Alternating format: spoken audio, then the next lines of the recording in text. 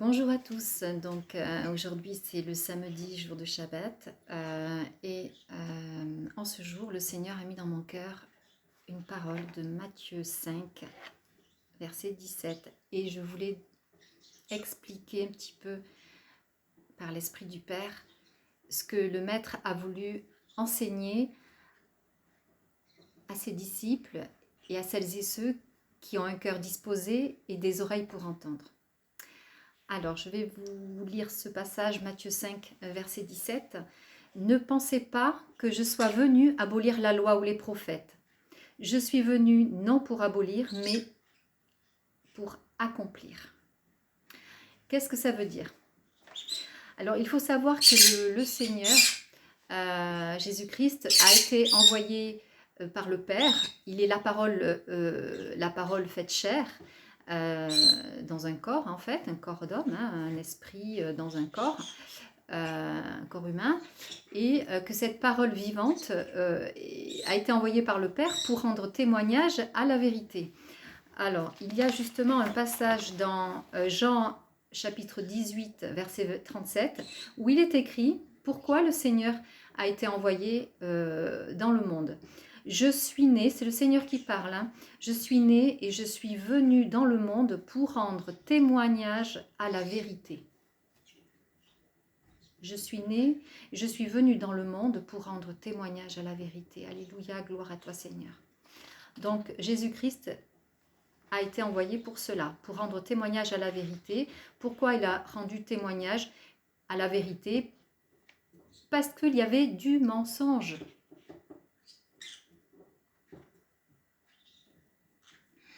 Qui dit vérité, dit mensonge. Et le mensonge, il y a beaucoup de mensonges. Il y a encore beaucoup de mensonges dans le monde, n'est-ce pas? Ce qu'il faut se rappeler, dans la Bible, ça transpire dans la première alliance et dans la seconde alliance, même si c'est une continuité. Bon, il y a eu ces livres qui ont été mis là, au milieu, tout ça. Il y a eu beaucoup de choses qui ont été écrites dans la Bible. Et le Seigneur, quand il était sur la terre, donc c'est pour rendre témoignage à la vérité, parce qu'il y avait du mensonge, tout comme du temps du prophète Jérémie, Osée, Michée, tous ces prophètes qui ont parlé au nom de l'Éternel. Et bien en face, il y avait des religieux qui se levaient contre les prophètes pour faire taire les prophètes en fait. Et beaucoup ont été mis à mort. Jérémie a été tué parce qu'il dénonçait des pratiques qui ne venaient pas de Dieu. Voilà. D'ailleurs, le maître, il va reprendre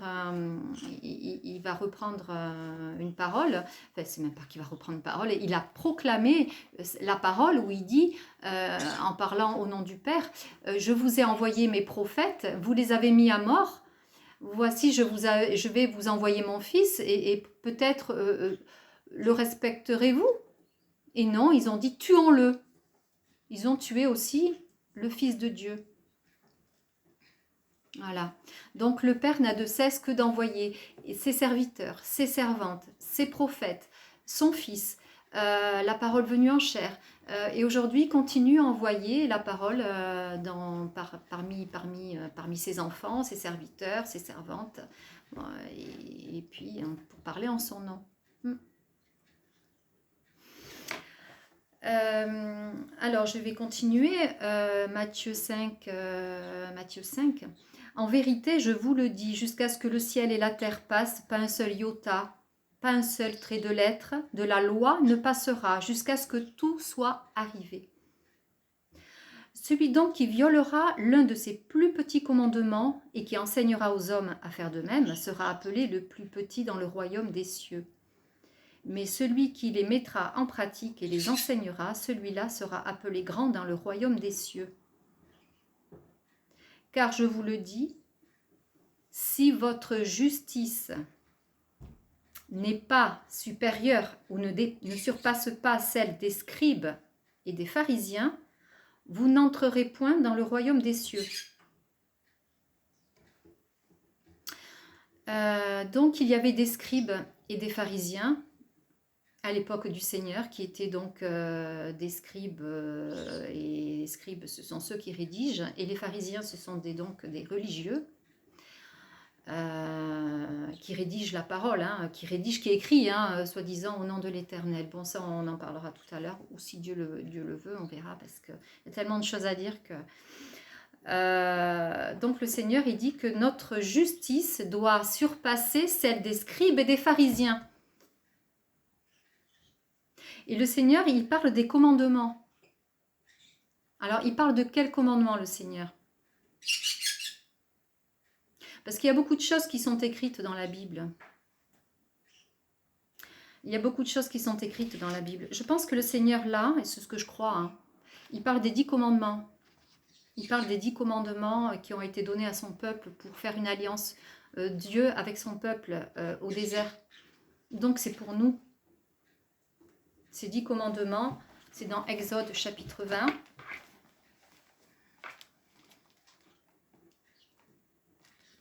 Alors Dieu prononça toutes ces paroles en disant « Je suis l'Éternel ton Dieu, qui t'ai fait sortir du pays d'Égypte, de la maison de servitude. » L'Égypte, c'est la maison de servitude où nous étions esclaves, esclaves des mauvaises pratiques, même si nous n'avons pas tué, mais il y a des pratiques qui sont de l'Égypte. Nous étions esclaves, le Seigneur nous a sortis de l'esclavage du péché, nous étions esclaves du péché. De la maison de servitude. Il nous a donné les 10 commandements, c'est-à-dire, merci Père Céleste pour tes commandements, tu n'auras pas d'autre Dieu devant ma face.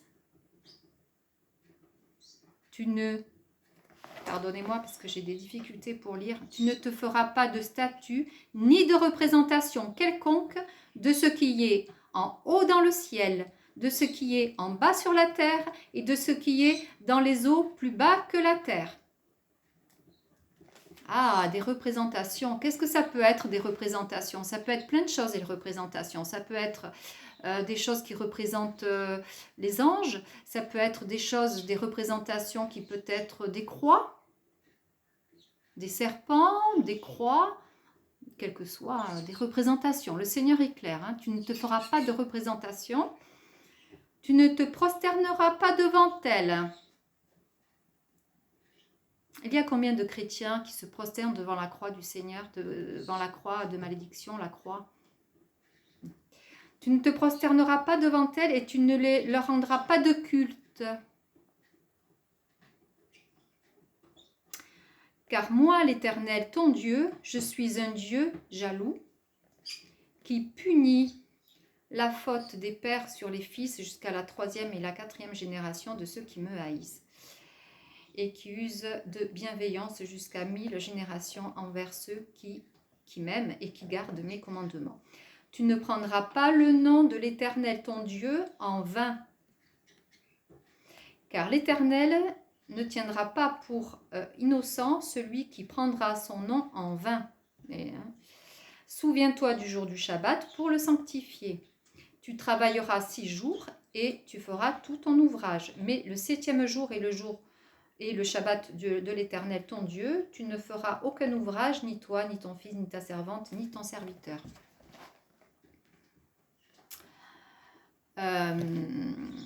Ni l'étranger, voilà. Car en 6 jours, l'Éternel a fait le ciel et la terre. Voilà. Honore ton père et ta mère, afin que tes jours se prolongent sur la terre que l'Éternel ton Dieu te donne. Tu ne commettras pas de meurtre, tu ne tueras point. Tu ne commettras pas de vol. Tu ne porteras pas de faux témoignages contre ton prochain. Tu ne convoiteras pas la maison de ton prochain. Tu ne convoiteras pas la femme, ni ton serviteur. Voilà, hein, pas convoiter tout ce qui appartient au prochain, ne pas convoiter. Tout le peuple observait le tonnerre, les éclairs et le son du corps, la montagne fumante. Voilà. Donc le Seigneur a donné ces 10 commandements pour que nous puissions donc avoir une alliance avec lui. Et puis avoir une vie, tu ne commettras pas d'adultère. D'ailleurs, ah oui, pardon, je ne l'avais pas lu, tu ne commettras pas d'adultère, tu ne commettras pas de vol. Voilà. Donc le Seigneur a dit, il a donné ces 10 commandements pour que son peuple puisse avoir une vie de bénédiction. Parce que du coup, si nous pratiquons ces commandements, tu ne tueras point, ben on ne tue pas, on ne commet pas de vol, on ne convoite pas la... Tout ça, ce sont des lois qui sont basées sur l'amour de Dieu et puis l'amour de notre prochain. Merci Seigneur pour tes paroles, pour ta parole. Et donc, quand le Seigneur il dit que si notre justice ne dépasse pas celle des scribes et des pharisiens, nous ne rentrerons pas dans le royaume des cieux. Et nous savons que le royaume des cieux, eh bien, n'entre pas ceux qui commettent l'iniquité, ceux qui commettent adultère, ceux qui commettent des meurtres. Les meurtriers n'entreront pas dans le royaume des cieux. Donc, si nous pratiquons les commandements de Dieu, eh bien, automatiquement, nous avons accès au royaume. Donc, ce sont les 10 paroles.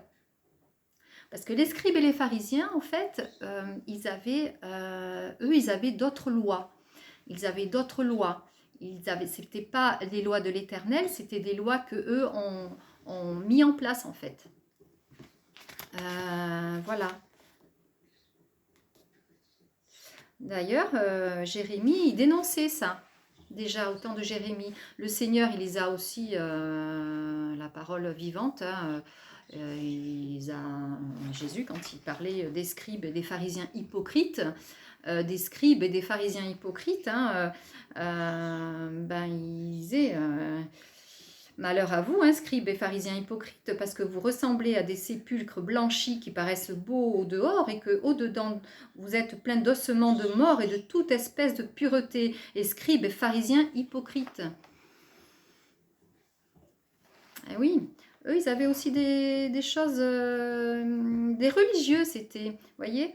Et Jérémie aussi, il est dénoncé. Le Seigneur, il est le même, hier, aujourd'hui, éternellement, il est le même. Son esprit ne change pas. Jérémie, chapitre 8, verset 8. Comment pouvez-vous dire, nous sommes sages? Il s'adressait, là, Jérémie, à eux, là, à ces religieux. Comment pouvez-vous dire, nous sommes sages? La loi de l'Éternel est avec nous. Dans la Bible, il n'y a pas des choses qui sont écrites où ils ont fait passer comme quoi c'était l'Éternel qui avait mis en place des lois. Je vais vous donner des exemples tout à l'heure. Dans la Bible, oui. Oui, dans la Bible. Toute écriture est inspirée de Dieu, soi-disant, mais c'est faux. Jérémie chapitre 8, verset 8. Comment pouvez-vous dire, nous sommes sages, la loi de l'Éternel est avec nous? Ils disent ça, hein, les scribes. Hein. C'est bien, écoutez, ce que Dieu dit par la bouche de Jérémie, son prophète. C'est bien pour la fausseté que s'est mise à l'œuvre la plume mensongère des scribes. Ce qu'ils disent là, ces religieux, la loi de l'Éternel est avec nous. Eh bien, Jérémie, il dit, c'est bien pour la fausseté que s'est mise à l'œuvre la plume mensongère des scribes. Donc, il y a des écrits qui ne sont pas de l'Éternel. C'est bien ce qui est écrit là. C'est pas moi qui le dis, c'est la parole de Dieu qui le dit.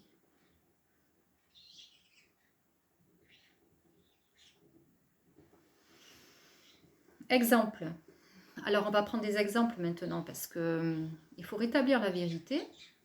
La parole est la vérité et on se doit de dire la vérité, tout simplement. Ne pas laisser le mensonge prendre de l'avance sur la vérité. Il faut dénoncer la vérité, il faut dénoncer le mensonge. Donc, voilà. Le Seigneur Jésus-Christ, dans Matthieu 5, il parle, hein, il déclare hein, la parole venue en chair, hein, la parole vivante qui est la vérité. Vous avez appris qu'il a été dit œil pour œil et dent pour dent. Oui, alors c'est dans la Bible. Et ça, c'est des scribes dont la plume mensongère était à l'œuvre déjà au temps de Jérémie. Comme quoi, c'est l'Éternel qui a demandé ça. Exode 21-24, œil pour œil, dent pour dent, main pour main, pied pour pied. Lévitique 24-20, fracture pour fracture, œil pour œil, dent pour dent, il lui sera fait la même blessure qu'il a faite à son prochain. Idem pour Deutéronome 19-21.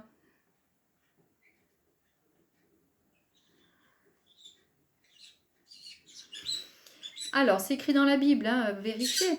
Mais Jésus, la parole dit, mais moi je vous dis de ne pas résister aux méchants. Vous avez appris qu'il a été dit œil pour œil et dent pour dent, mais moi je vous dis de ne pas résister aux méchants. Le Seigneur établit la vérité. Voilà, tout simplement. Voilà.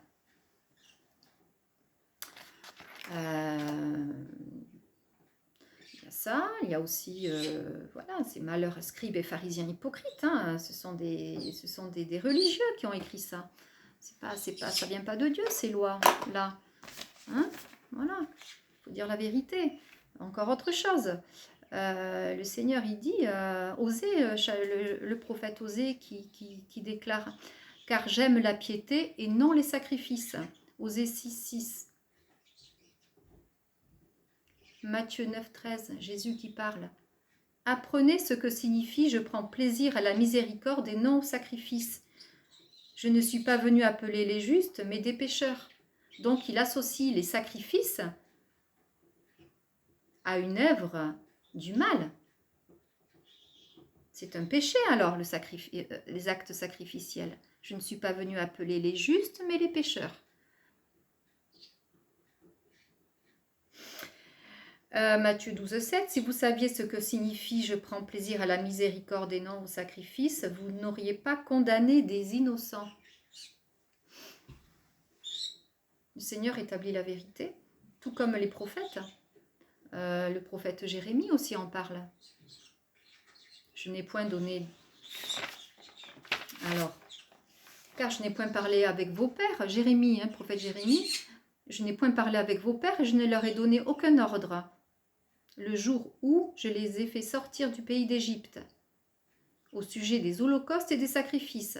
Mais voici ce que je leur ai commandé. Écoutez-moi et je serai votre Dieu, et vous serez mon peuple. Les 10 commandements. Écoutez l'Éternel. Mettez en pratique sa parole. Repentez-vous. Repentez-vous de tous vos péchés. Repentez-vous d'avoir convoité. Repentez-vous d'avoir commis adultère. Et le Seigneur, il nous pardonne. Mais voici ce que je leur ai commandé. Écoutez-moi, et je serai votre Dieu, et vous serez mon peuple. Suivez toutes les voies que je vous prescrirai, afin que vous soyez heureux. Mais eux, ils n'ont pas écouté. Non, ils n'ont pas prêté l'oreille au sujet des holocaustes et des sacrifices. C'est ce qui est écrit. Mais ils se sont conduits selon leur propre raisonnement et selon les penchants de leur cœur obstiné et mauvais. Ils sont devenus pires au lieu de devenir meilleurs. Donc, le Seigneur, Dieu est amour, il prend plaisir à la miséricorde et non au sacrifice. Donc, vous voyez, là aussi, il y a un exemple. Et le Seigneur Jésus, quand il est venu sur la terre, c'est ce qu'il a dit aussi. Donc, Dieu a envoyé les prophètes pour établir la vérité.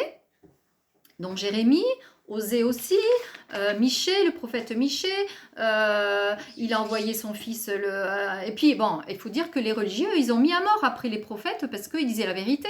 Et le père, il a envoyé le fils aussi pour établir la vérité et ils l'ont mis à mort. Parce que pareil, il a dit la vérité. Ils l'ont tué. Voilà. Bon, ben, écoutez, c'est ce que j'avais vraiment à cœur de vous partager. Seigneur nous met en garde, hein, soyez sur vos gardes. Je vous ai tout annoncé d'avance. Avant qu'ils partent, avant qu'ils viennent le chercher pour le mettre à mort, ces meurtriers, ces pharisiens, ces scribes et pharisiens, tout comme ils ont fait pour les prophètes, la première alliance, ils ont fait la même chose pour Jésus. Parce qu'il disait la vérité, il a été attrapé et ils l'ont assassiné, ils l'ont tué, ils l'ont mis à mort. Puis le pire du pire, c'est qu'ils ont dit que c'était un sacrifice voulu par l'Éternel, ça. Vous imaginez? Le Seigneur, il n'en veut pas des sacrifices. On a lu des passages et c'est clair quand même. Hein, voilà. Et donc, le Seigneur nous met en garde. Il est écrit, car il s'élèvera de faux Christ, de faux oins. Christ est oint, de faux oins et de faux prophètes. Ils feront des prodiges et des miracles pour séduire les élus s'il était possible. S'il était possible. Oui, parce qu'ils savent vous endormir par des paroles trompeuses, mensongères, et vous enrubanent là, et puis vous endorment, et puis vous gobez tout, vous prenez tout, vous avalez la mouche, et puis tout quoi. Vous prenez tout, et puis là, non, faut faire attention, le Seigneur nous met en garde. Pour séduire les élus s'il était possible. Donc là, on rétablit la vérité et puis on dit les choses, hein, d'accord? Donc si vous écoutez des personnes qui vous prêchent un Dieu qui aime les sacrifices, un Dieu, voilà, tout ça, ben non. Tu ne tueras point. Voilà, c'est tout. Il faut revenir aux 10 commandements, tout simplement. Soyez sur vos gardes, je vous ai tout annoncé d'avance. Donc le Seigneur, avant de mourir, il a tout annoncé. Tout a été dit avant qu'il meure. Merci Seigneur. Tout a été annoncé. Donc après sa mort, il y a des choses, des personnes qui sont arrivées après sa mort, qui ont annoncé autre chose, un autre évangile, qui ne venait pas de l'Éternel, hein, qui ne vient pas du Seigneur. Ben, il ne faut pas le recevoir parce que le Seigneur, il a tout annoncé d'avance. Voilà. Amen. Gloire à toi, Seigneur. Merci, Seigneur, pour ta parole et puis de nous conduire dans la vérité. Et vous savez, je vais vous dire, longtemps, je priais le Seigneur. Parce qu'il y a une prière dans la première alliance, c'est dans le livre des Proverbes, je crois, où il est écrit Père, éloigne-moi, Père, de la parole mensongère et de la fausseté, Seigneur. Je priais, j'ai dit, Seigneur, éloigne de moi la parole mensongère et la fausseté. Et je ne sais plus, c'est un verset que j'ai imprégné dans mon cœur. Et puis je priais tous les jours, j'ai dit, Seigneur. Et puis le Seigneur, il s'est révélé à mon cœur et il m'a montré. Il nous a montré, parce qu'il y a des frères et sœurs aussi qui ont été éclairés.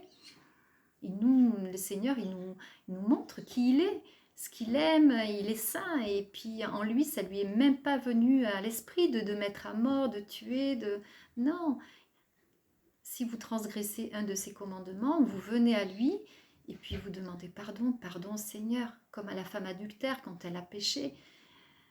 Et ces pharisiens, ils l'ont tenté aussi, ils l'ont tenté, ils l'ont éprouvé plutôt, on va dire, pour savoir ce qu'il allait dire. Parce que eux, ils étaient sur les écrits de la première alliance. Ils mettaient à mort ceux qui commettaient adultère. Et puis, ils voulaient savoir ce que le maître allait dire. Et le Seigneur a dit non. Non, non, que celui qui n'a jamais péché lui jette la première pierre. Et ils ne l'ont pas fait. Ils n'ont pas jeté la première pierre. Parce que sinon, ils allaient la mettre à mort et ils transgressaient la loi. Tu ne tueras point. Tout simplement. Et puis le Seigneur, il a été vers la femme adultère. Il lui a dit, personne ne t'a condamné? Non. Mais moi, je ne te condamne pas non plus. Va et ne pêche plus.